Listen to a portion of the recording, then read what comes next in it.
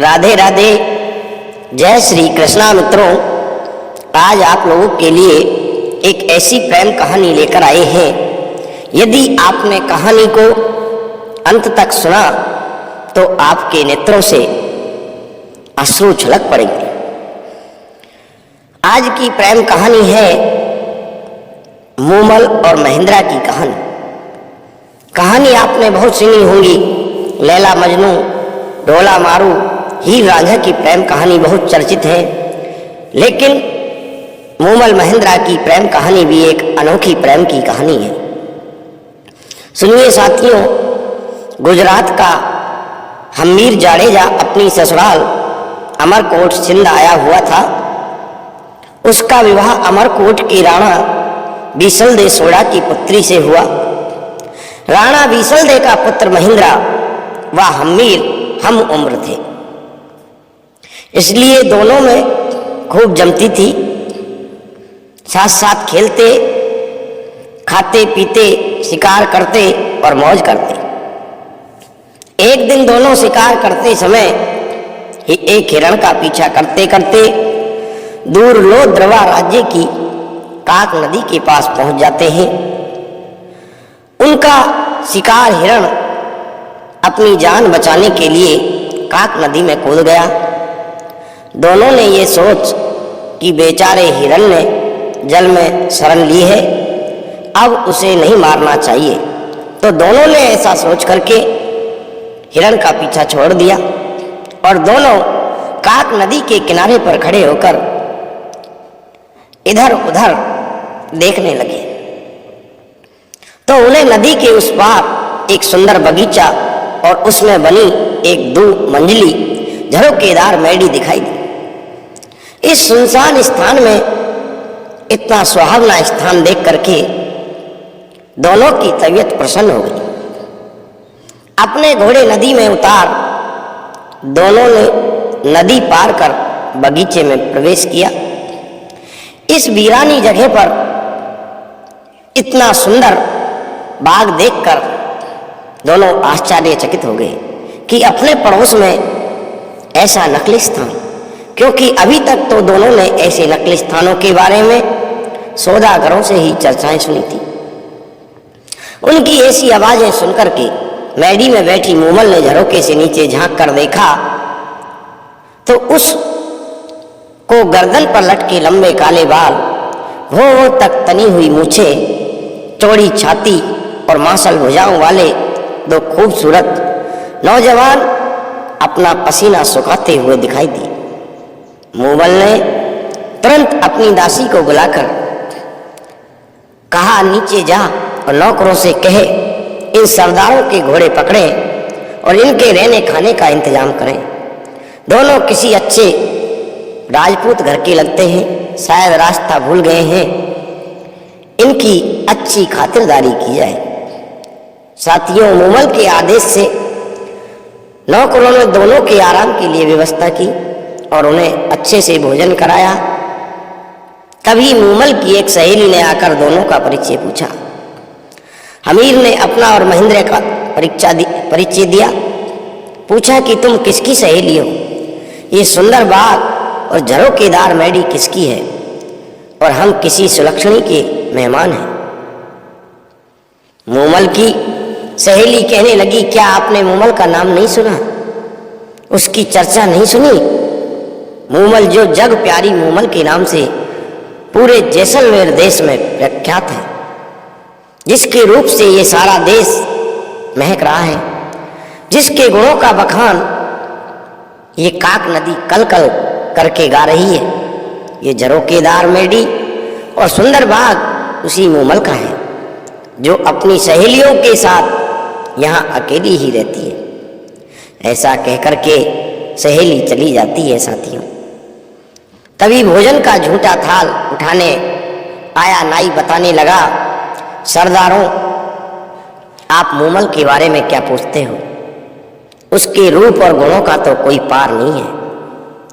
वह शीशे में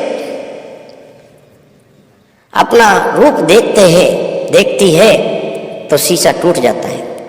श्रृंगार कर बाग में आती है तो चांद शर्मा कर बादलों में छिप जाता है। उसकी मेडी की दीवारों पर कपूर और कस्तूरी का लेप किया हुआ है। रोज ओखलियों में कस्तूरी कूटी जाती है। मन मन दूध से वह रोज स्नान करती है। शरीर पर चंदन का लेप कराती है। मूमल तो इस दुनिया में अलग है, भगवान ने वैसी दूसरी नहीं बनाई कोई। कहते कहते नाई बताने लगा, अखंड कुमारी मूमल पुरुषों से दूर अपने ही राग रंग में डूबी रहती है। एक से एक खूबसूरत, बहादुर, गुणी, धनवान, जवान राजा राजकुमार मूमल से शादी करने आए, पर मूमल ने तो उनकी ओर देखा तक नहीं। उसे कोई भी पसंद नहीं आया। मूमल ने प्रण ले रखा है कि वह विवाह उसी से करेगी जो उसका दिल जीत लेगा, नहीं तो पूरी उम्र कुमारी ही रहेगी। कुछ ही देर में मूमल की सहेली ने आकर कहा कि आप दोनों में से एक को मूमल ने बुलाया है। ऐसा सुनते ही हमीर ने अपने साले महेंद्रा को जाने के लिए कहा, पर महेंद्रा ने हमीर से कहा, पहले आप जाइए। हमीर को मेडी के पास छोड़ सहेली ने कहा, आप भीतर पधारे, मूमल आपका इंतजार कर रही है। हमीर जैसे ही आगे चौक में पहुंचा तो देखा आगे उसका रास्ता रोके एक शेर बैठा है। दूसरी ओर देखा तो उसे एक अजगर रास्ते पर बैठा दिखाई दिया। हमीर ने सोचा मूमल कोई डायन है और नकली स्थान रचकर पुरुषों को अपने जाल में फंसा कर मार देती होगी। वह तुरंत उल्टे पांव वापस चौक से निकल आया। हमीर व महेंद्रा आपस में बातें करते, तब तक मूमल की सहेली आ गई और महेंद्रा से कहने लगी, आप आइए, मूमल आपका इंतजार कर रही है। महेंद्रा ने अपना अंगरखा पहन हाथ में भाला ले सहेली के पीछे पीछे चल दिया। साथियों, सहेली ने उसे भी हमीर की तरह चौक में छोड़ दिया। महेंद्रा को भी चौक में रास्ता रोके शेर बैठा नजर आया। उसने तुरंत अपना भाला लिया और शेर पर पूरे वेग से प्रहार किया। शेर जमीन पर लुढ़क गया। उसकी चमड़ी में भरा भूसा बाहर निकल आया। महेंद्रा ये देखकर मन ही मन मुस्कुराया कि मूमल उसकी परीक्षा ले रही है। तभी उसे आगे अजगर बैठा दिखाई दिया। महेंद्रा ने भूसे से भरे उस अजगर के भी अपनी तलवार के प्रहार से टुकड़े टुकड़े कर दिए। अगले चौक में महेंद्रा को पानी भरा नजर आया। महेंद्रा ने पानी की गहराई नापने हेतु जैसे पानी में भाला डाला तो ठक की आवाज आई। महेंद्रा समझ गया कि जिसे वो पानी समझ रहा है वो कांच का फर्श है। कांच के फर्श पर से पार कर सीढ़ियां चढ़कर मूमल की मेडी में प्रविष्ट हुआ। आगे मूमल खड़ी थी, जिसे देखते ही महेंद्रा ठिठक गया। मूमल ऐसे लग रही थी जैसे काले बादल में बिजली चमकी हो। एड़ी तक लंबे काले बाल मानो काली नागिन सिर से जमीन पर लौट रही। चंपे की डाली जैसी कलाइयां, बड़ी बड़ी सुंदर आंखें ऐसे लग रही थी जैसे मद भरे प्याले हों।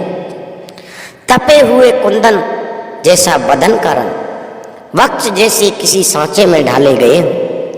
पेट जैसे पीतल का पत्ता हो, अंग अंग जैसे उफन रहा हो। इतनी सुंदर थी मूमल। मूमल का यह रूप देखकर महेंद्रा के मुंह से अनायास ही निकल पड़ा, ना किसी मंदिर में ऐसी मूर्त होगी, ना किसी राजा के रनवास में ऐसा रूप होगा। महेंद्रा तो मूमल को ठगा सा देखता ही रहा। उसकी नजरें मूमल के चेहरे को एकटक देखते जा रही थी। दूसरी ओर मूमल मन में कर ही रही थी, क्या तेज है इस नौजवान के चेहरे पर, और नैन तो नैन क्या खंजर है। दोनों की नजरें आपस में चार हो गई। ऐसी घड़ी की हटने का नाम ही नहीं ले रही थी। आखिर मूमल ने नजरें नीचे कर महेंद्रा का स्वागत किया। दोनों ने खूब बातें की। बातों ही बातों में दोनों एक दूसरे को कब दिल दे बैठे पता ही नहीं चला, और ना ही पता चला कि कब रात खत्म हो गई और कब सुबह का सूरज निकल आया। उधर हम्मीर को महेंद्रा के साथ कोई अनहोनी ना हो जाए सोचकर नींद नहीं आ रही थी। सुबह होते ही उसने नाई के साथ संदेश भेजा, महेंद्रा को बुलवाया और चलने को कहा। महेंद्रा का मूमल को छोड़कर वापस चलने का मन तो नहीं था साथियों, पर मूमल से ये कहे कि मैं फिर आऊँगा मूमल, बार बार आकर तुमसे मिलूँगा। दोनों वहाँ से चल दिए। हम्मीर गुजरात अपने वतन रवाना हुआ और महेंद्रा अपने राज्य अमरकोट को रवाना हुआ।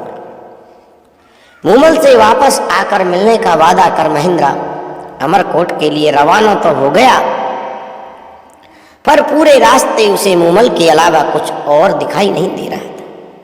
वह तो सिर्फ यही गुनगुनाता चला जा रहा था, मारी माड़े चिए मूमल हाली ने अमराणे देश, मेरी माड़ देश की मूमल आओ मेरे साथ अमरकोट चलो। ऐसा गुनगुनाता हुआ जा रहा था। महेंद्रा अमरकोट पहुंच वहां उसका दिन तो किसी तरह कट जाता, पर शाम होते ही उसे मूमल ही मूमल नजर आने लगती। वह जितना अपने मन को समझाने की कोशिश करता उतनी ही मूमल की यादें और बढ़ जाती। वह तो यही सोचता कि कैसे लोद्रवे पहुंचकर मूमल से मिला जाए। आखिर उसे एक उपाय सूझा कि अपने ऊँटों के टोले में ऐसा ऊँट खोजा जाए जो रातों रात लोद्रवे जाकर सुबह होते ही वापस अमरकोट आ सके। साथियों, उसने अपने राय का रामू ऊँट चराने वाले को बुलाकर पूछा तो रामू रायका ने बताया कि उसके टोले में एक चीतल नामक ऊँट है जो बहुत तेज दौड़ता है और वह उसे आसानी से रात को लोद्रवे ले जाकर वापस सुबह होने से पहले ला सकता है। फिर क्या था साथियों, रामू रायका रोज शाम को चीतल ऊँट को सजाकर महेंद्रा के पास ले आता और महेंद्रा चीतल पर सवार हो एड़ लगाकर लोद्रवा मूमल के पास पहुंचता। तीसरे पहर महेंद्रा फिर चीतल पर चढ़ता और सुबह होने से पहले अमरकोट आ पहुंचता।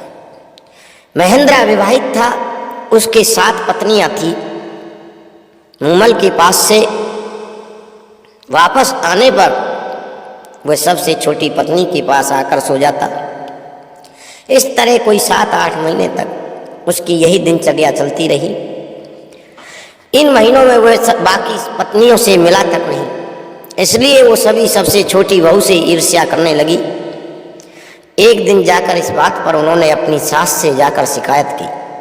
सास ने छोटी बहू को समझाया कि बाकी पत्नियों को भी महेंद्रा ब्याह कर लाया है, उनका भी उस पर हक बनता है, इसलिए महेंद्रा को उनके पास जाने से मत रोका करो। तब महेंद्रा की छोटी पत्नी ने अपनी सास को बताया कि महेंद्रा तो उसके पास रोज सुबह होने से पहले आता है और आते ही सो जाता है।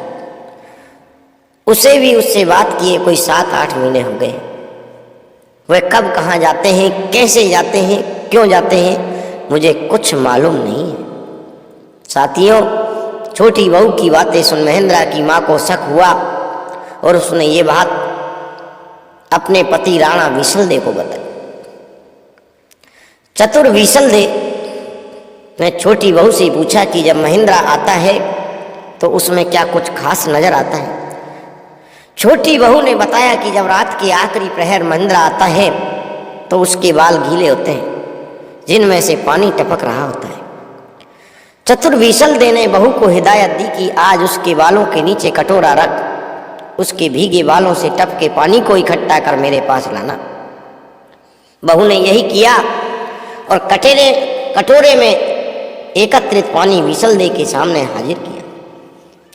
विसलदेव ने पानी चखकर कहा, ये तो काक नदी का पानी है, इसका मतलब महेंद्रा जरूर मूमल की मेंढी में उसके पास जाता होगा। महेंद्रा की 7 पत्नियों को तो मूमल का नाम सुनकर जैसे आग लग गई।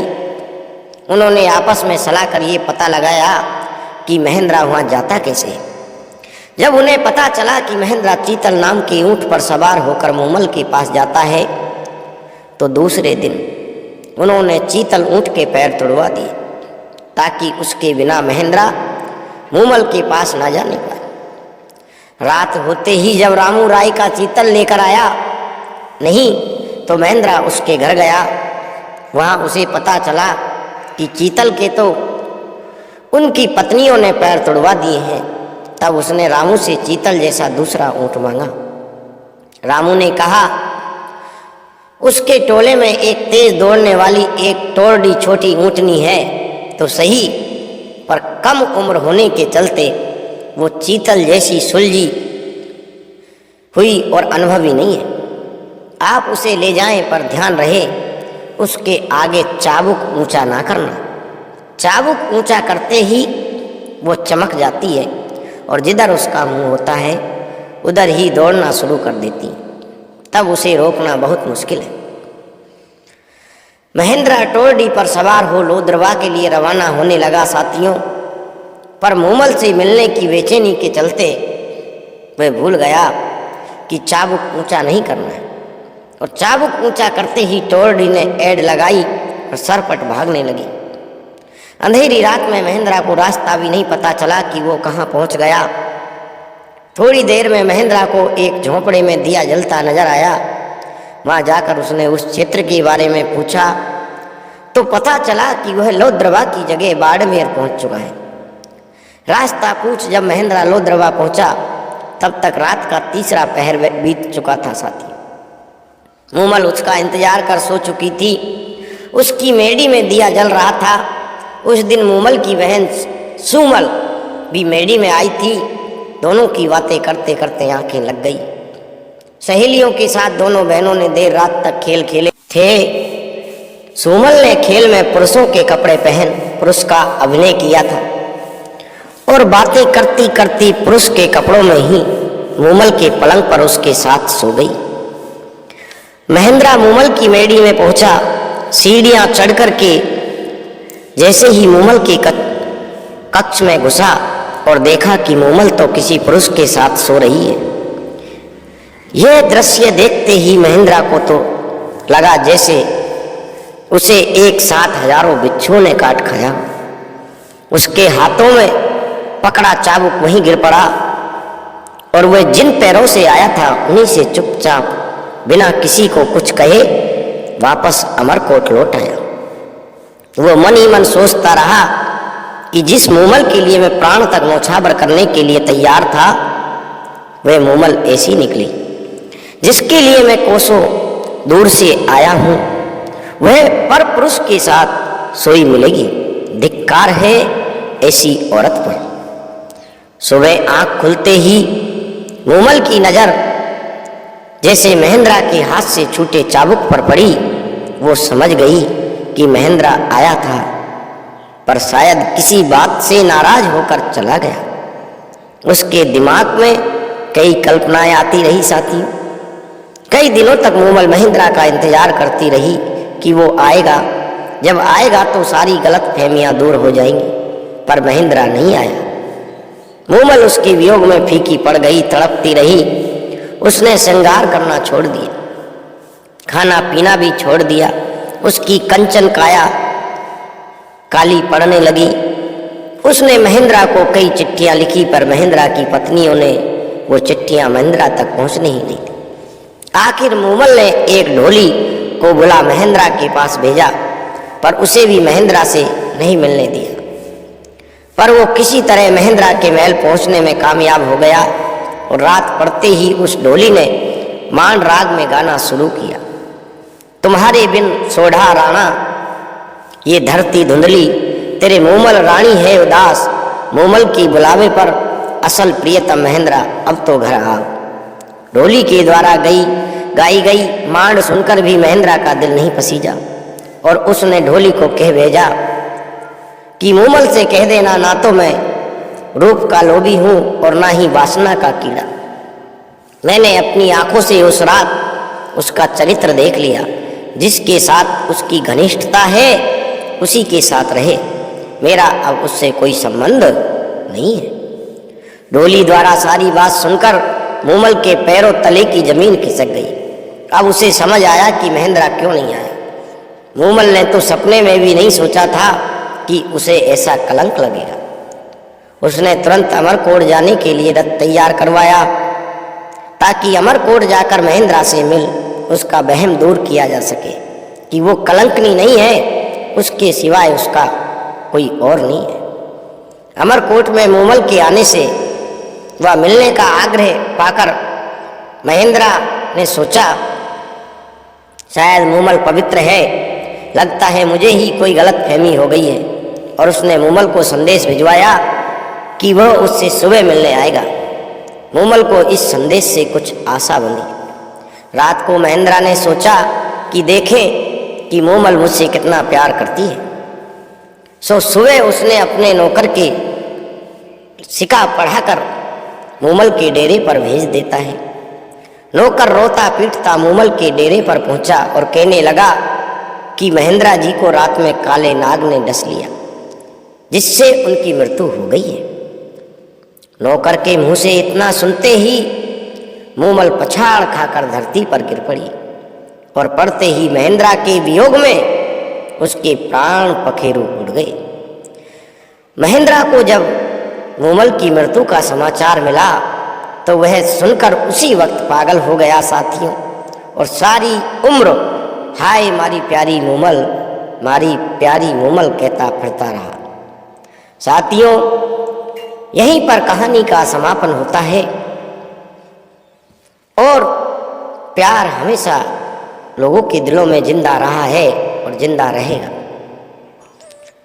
मूमल और महेंद्रा आज इस संसार में नहीं है, लेकिन उनका प्यार हमेशा लोगों के दिलों में आज भी जिंदा है और ऐसा सच्चा प्यार हमेशा जिंदा रहा है और रहेगा। साथियों, यदि आपको ये कहानी अच्छी लगी हो तो कहानी के अंत में मैं आपसे एक छोटा सा निवेदन करना चाहूँगा।